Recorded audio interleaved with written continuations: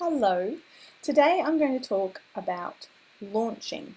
I have someone in my group program who asked me for a list of things that I would suggest that people do when they are launching. She's just finished the Loving Launch course, and a huge part of what I shared in that course is that my launch process has been developed by me to suit my energy, my business, my audience, the things that I like to do in my business. And so any list that I make is not actually a very good fit for anybody else because they have different preferences and different ways that they enjoy showing up, and different energy levels and all of that, and their audience is different, what they do in their business is different. However, I understand that it could be inspiring to know what actions I take. It could be a good launching pad for you as a basis or a beginning step if you had a list like that. So I'm going to relent and tell you what my list is. So just to backpedal a little bit, that launch actually begins once you have an active, complete, and functioning sales page. So that when someone clicks the Buy Now button, they're able to give you money, they get added to any email lists that you need them added to, and that whole process is smooth and flawless. So until you have a sales page with completed copy and images and a Buy Now button that works, or whatever the call to action is. If the call to action is to email you, if the call to action is to submit an application form, whatever the action is, and that's all working perfectly, that's when you can start launch. Until then, I'd say you're in a different phase. I don't know exactly what the word is for it, but that's the phase of getting your product ready. So they're quite distinct and separate. Once I have my sales page ready and everything's functioning beautifully, then I do these things. So the first thing is I create a Facebook event on my Facebook business page. Then I share that to my personal profile, and I may also make a video, a live video or a pre-recorded video about my offer, and I would share that on Facebook as well. Then I would go over to Instagram and do the same. I would either have a live video or a pre-recorded video that I would share on Instagram about my offer, as well as I have images that I make in Canva. I have some copy ready and I would post on my Instagram. I also post in some Facebook groups that I'm active in. I'm actually only active in my own group and one other group. And my group is only for my clients and students. So that's where I do groups, but I know a number of business people like to hang out in groups, so I would be then hitting my groups. And then I like to email my email list. I really love George Cow's approach. He just emails his list twice about it. So I just email my list twice about it. I don't want to be hammering people on the head about it. If someone signed up to my list, I think it's pretty clear that, as well as sharing content and tips, that I'm going to be mentioning my offers. I'm really happy to have people unsubscribe if they are clear that they never want to buy from me again, or they need to tidy up their inbox, or whatever the reason. However, I also feel that that's a great place to sell, and I know from experience in my own business and other businesses that email is really the place where you can sell. It's a beautiful, opportunity for you to connect with people and serve them, and also to share your offers with them.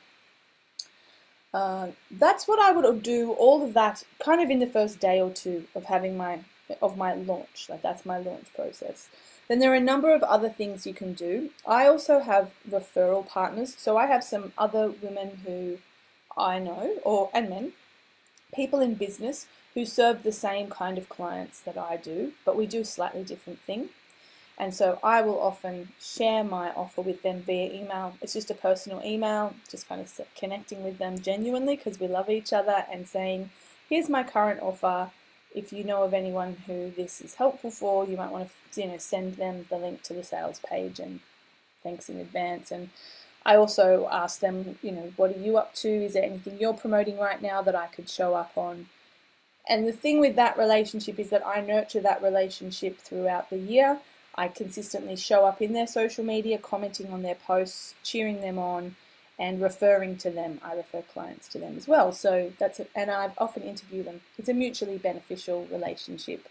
I love having referral partners, and I think I've talked about it before, but if you can't find it, you can email me. I may be able to dig it out. But net caring is what that practice is called, and I learned that from George Cow as well.